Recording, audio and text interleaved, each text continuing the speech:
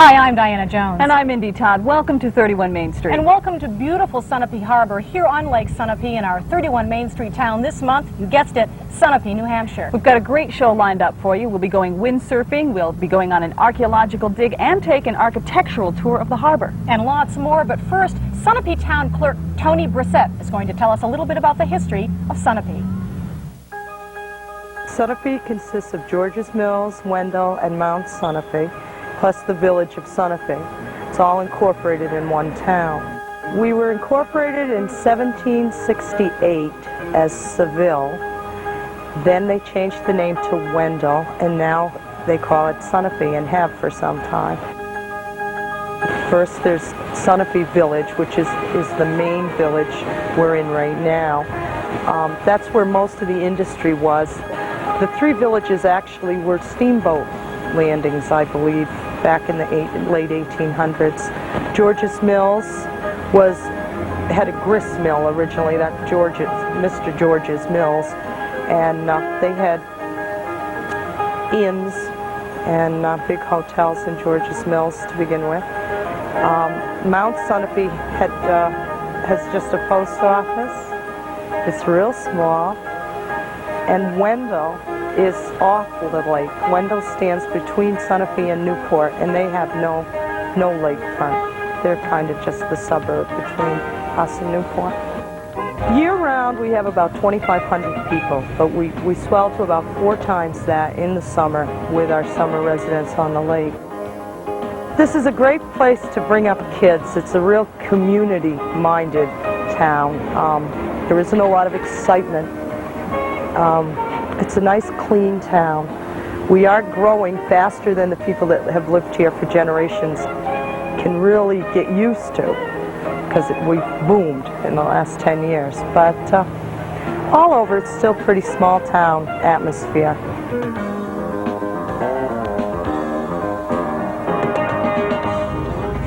Now, as Tony said, this was an area where there were many steamboat landings many, many years ago when people would come up from the cities to vacation here on Lake Sunapee. I think people would be surprised to see just how many people used to spend their summers here at Sunapee. That's right, this was a very popular place. We'll be learning all about steamboating here on Lake Sunapee when we come back, so don't go away.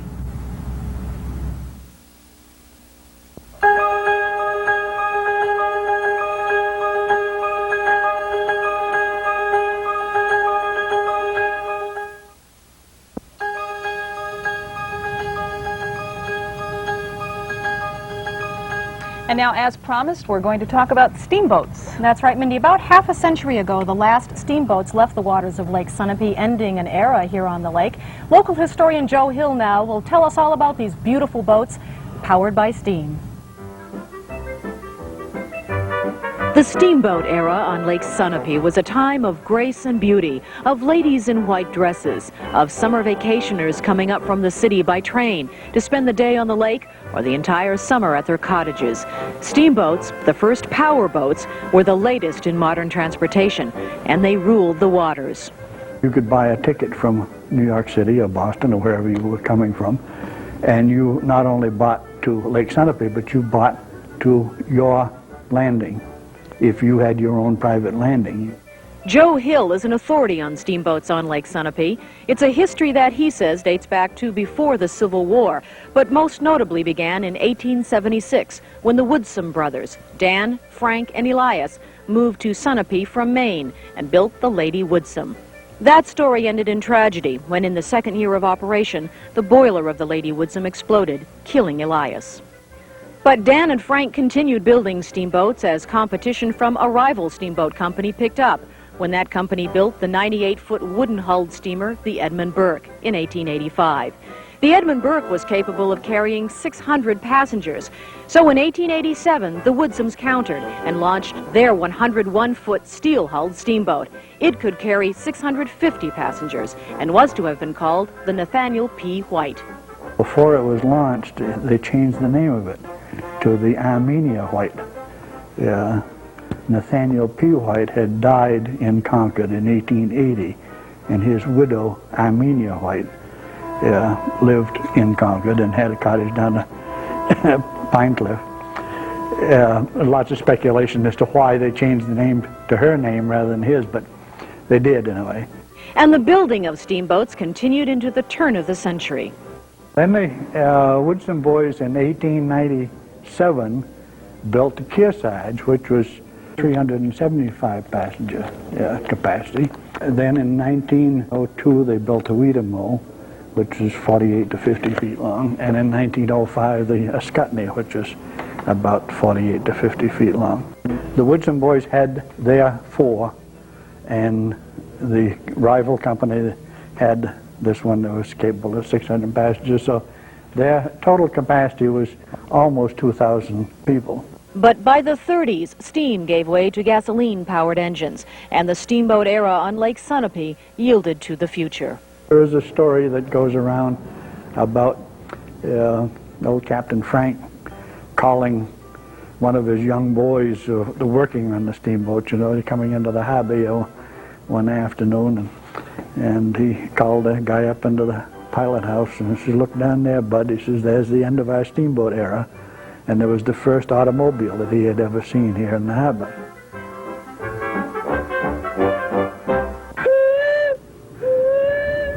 Joe Hill joins us now. Thank you.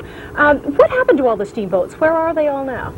Well, the Armenia White, the largest one of the Woodson boats, was put out of service at the time of the First World War, and it was tied up in George's Mills for many years. The Scutney and Kearsarge were both scrapped in 1937. The Weedamo was scuttled in 1926, and the Edmund Burke, a competing steamboat, burned and sunk at Blodgett's Landing. Okay. Yeah, so they're just at the bottom of the lake or were scrapped? Yes, yes. Okay, no, steamboats do come back to the lake, at least they have for the past two summers. Could you tell me about the steamboat rally you have here? We have some video on this, I believe. I haven't become involved in the small steamboats. I've been around to see them, but I haven't got involved, so I can't tell you too much about those. I think people do come from all over there with their handmade steamboats. Yes, yes. And a good share of them are modern built fiberglass hulls. Now there are a few that come here that are the original wooden hulls, but they're all modern small steamboats with steam engines. Some of them burn oil, some of them burn wood, some of them burn coal, and some of them run on propane gas. Oh, I was here the day that they were here, and it was an absolutely lovely display of the boats. Now, you had the opportunity when you were a young man to ride on the Weedamo before it was scuttled. I went, my father died when I was 7 years old, so this had to be when I was either 5 or 6. I rode on the Weedamo from here to Blodgett's Landing. My father going over there to do business with a couple of store owners that bought postcards and did photo finishing with him. And it was a rainy, lowery day, and I can remember riding in the engine house and the wind blowing against the windows and really scared the hell out of me. For a little boy, yes. But that was one of the last years that the Weedamo ran. Okay. Well, thank you for joining us. And as he said, the Weedamo was scuttled, and standing by now is Mindy with 2 men who are seriously thinking about raising it. That's right, Diana. Sean Carroll and Paul Manson. You've located the Weedamo at the bottom of the lake, and I see you have a piece of it with you here. What have you got? Well, this is the nameplate that came off the wheelhouse. There were 2 of them, and we took them off and gave them to the Historical Society here in Sunapee. Okay. Now, why do you want to raise the boat? Well, the steam engine ships were gone long before a lot of people visit the area now. You know, you really can't picture what it was like back then. And pictures are good to look at, but actually seeing it and walking on it and being able to touch it would be a different matter. So it would be nice to have for Get a better historical idea value, right? What it was like. Now, we have some video, I believe, of one of your dives. Sean, why don't you tell us a little bit about what we're looking at? Okay, the first one is we're coming up on a couple of divers, and this section right here is where we pull the sign off. That's the top of the pilot house. And the next section is part of the engine room, and we work around the back, towards the back of the boat, and there's one fish down around there that we see every time we go down there. So the guard of the boat. That's now, right. Why do you want, if you do raise it, who actually owns it? Well, no one really owns it Right now, we're still kind of up in the air as to what's going on with it, but we'd like to see it raised. Matter of who really wants it. It's going to take a lot to restore it, so that's up in the air right now. All right, well, thanks for joining us today. And I'm sure there is some controversy, and there always will be, concerning where any kind of sunken ship should remain. Right, I'm sure there will be. Well, steamboats may have been the way to travel back then, but there's a modern way of traveling now over the water that uses another kind of power. We'll find out what that is, and we'll also take an architectural tour of the harbor when we come back.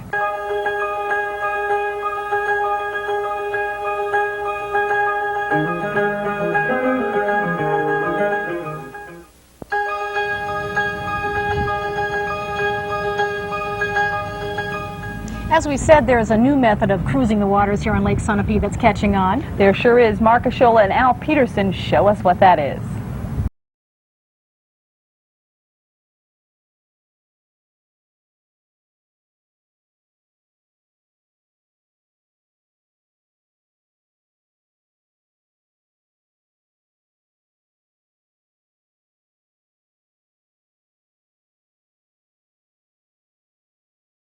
Well, Al, I guess we should maybe go over to this board, see if you can teach me all the ins and outs of windsurfing. Sure, Rick.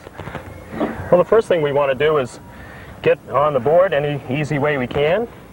Get our feet equally spaced between the mast, where the mast fits onto the board itself, and also get them center line down the board. Then secondly, we take this line, it's called the uphaul, and we pull up the rig hand over hand, keeping our legs bent somewhat, using our arms but keeping our back straight.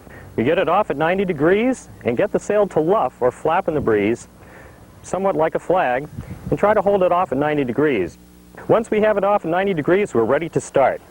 We figure out which end of the board is the front or the bow end, take that hand off the uphaul, cross it onto the booms, and bring the mast and the rig forward towards the front shoulder. Then we reach back about shoulder width with the back hand to fill up the sail, and that we're off sailing. Hopefully we're off sailing, not off the board. Using some aqua training wheels and a smaller than average sail, I was ready to put Al Peterson's expert advice to the test. So far, so good, until I went from the minor leagues to the majors.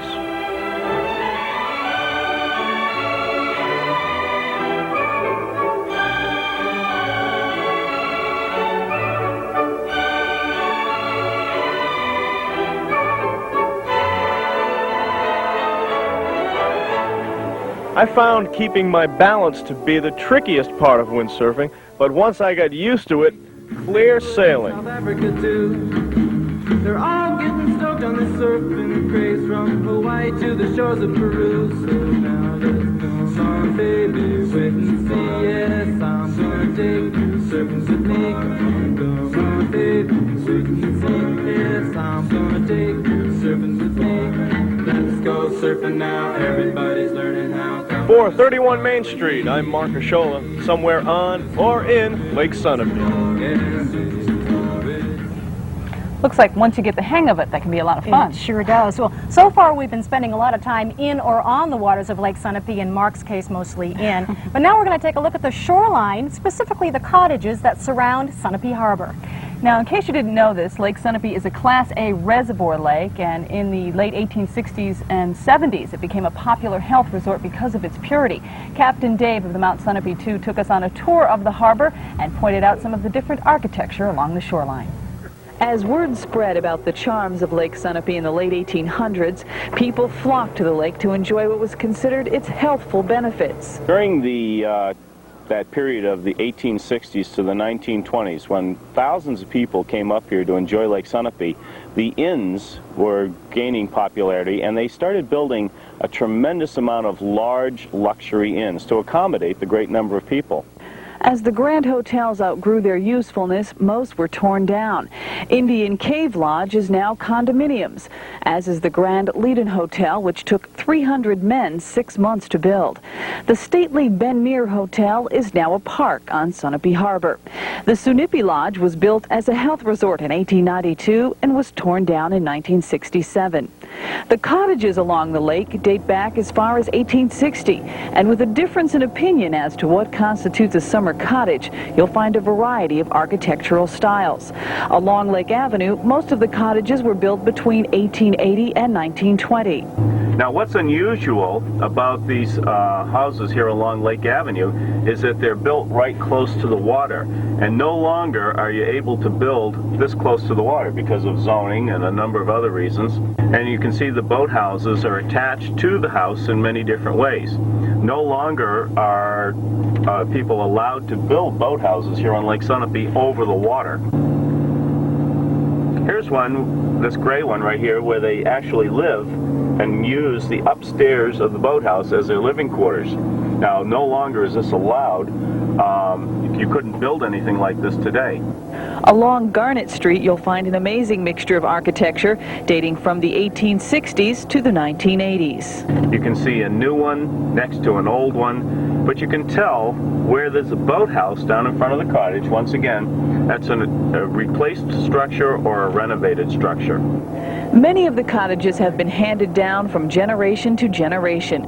Many families and their descendants have been spending summers on Lake Sunapee since the turn of the century.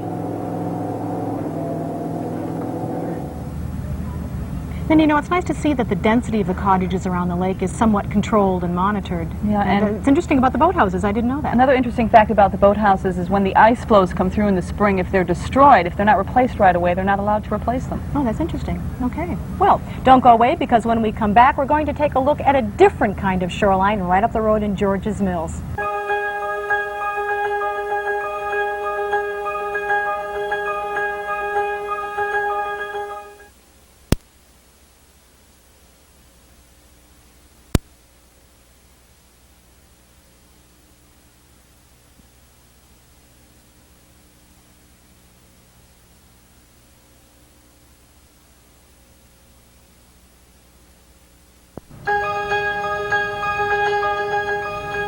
Well, we've taken an architectural tour of the lake. That's right. Now it's time to take an archaeological tour of a dig site in George's Mills with local archaeologist Howard Sargent. Looks pretty good. Okay. Yep. But I would say somewhere in this area, then it heads Howard down Sargent from here. and two of his archaeology students hard at work here at this dig site in George's Mills. Okay, this is working back this way, and then here's the subsoil, so you get good definition at this location, right here. With the patience of Job, they scrape, brush, sift, measure, and record, preserving for the future artifacts from the past. In this case, on this particular afternoon, what their teacher believes could be an Indian stone fireplace, dating back hundreds of years. They have unearthed fragments of pottery, charred wood, and fishbone. This discovery, coming at the end of the season, as they always do, creates a lot of excitement about this particular period. I'm really delighted we decided to work in this region. This particular site in George's Mills has a history of its own. It was first discovered in 1949. At that time, any artifacts dug up here were found in a disturbed state, and very little serious digging was done. But then in 1979, further tests revealed evidence that there was more beneath the surface than previously thought. That involved the digging of, I think, 4 or 5 2-meter squares set up in an alternate system and checkerboard pattern. And with that, at that time, we discovered undisturbed archaeological material in the subsoil, which is what we had been missing before. With the presence of undisturbed material, the site took on a greater significance. We found materials that looked like they had to be around 6,000 years old. We found other material that was clearly between 4,000 and 5,000. We had a lot of pottery representing several different periods. And then we began to run into a few artifacts that were very suggestive of Paleo-Indian activity, which would put us back 10,000 years ago. Sargent's enthusiasm for his work is obvious and contagious. He once was a professor of anthropology and archaeology and still does consulting work. And these days he shares his knowledge with anyone who wants to learn in these classes called Experience in Archaeology. A series of 2-week mini courses in which I cover the essentials of archaeological field work. We go into the method and theory of it, the relationship of archaeology to the larger field of anthropology. The plum is just free. And for those who ask, why dig into the past at all, Sargent has an answer. I think that protecting these resources is one way to retain some handle on what happened in the past, so that we presently can understand more about the past, and that maybe we can share this with our grandchildren and great-grandchildren. Howard Sargent joins us now. Welcome to the show. I see you've brought some Native American artifacts, and before we start talking about those, first of all, I understand Sunapee is a Native American phrase. To the best of your knowledge, what does it mean? A linguist in Canada has worked it out to mean beautiful or bright or clear water. Oh, that's beautiful. Yes. Now, what is it that you brought to show us today? Well, I have a pottery vessel here that dates back around 800 years from a woodland wigwam that was found on the site in George's Mills. We have an earlier artifact here, a scraping tool, which we believe dates back about 10,000 years. Around 6,000 years, we had people coming in with projectile points of this style. So we have a long prehistory represented in that one archaeological site. And I'm curious, how do you date these? Do you send these off to a lab, or? These are dated by typology at this point. This is a diagnostic artifact for a particular period of time. The pottery is very diagnostic, and we can pin that down within a very narrow time range. Okay. So, you not only teach archaeological facts to people and techniques, you also teach a certain philosophy about preserving these dig sites. well, Explain that. we realize that the archaeological heritage that we all share is finite, and we're losing our sites at the rate of 20,000 a year around the country. So we're trying to stimulate public interest in preserving or at least conserving the sites, and we're doing that at the site in George's Mills. Well, thank you very much for joining us. And now Al Peterson joins us once again. You've traded in your sailboard for your banjo, so you obviously are a musician as well as a windsurfing teacher. I try to be. You try to be, okay. Well, I have something that you might get a kick out of. I made it up about 5 seconds ago, and it tells a little bit about Sunapee. So let's see if we can get things going here.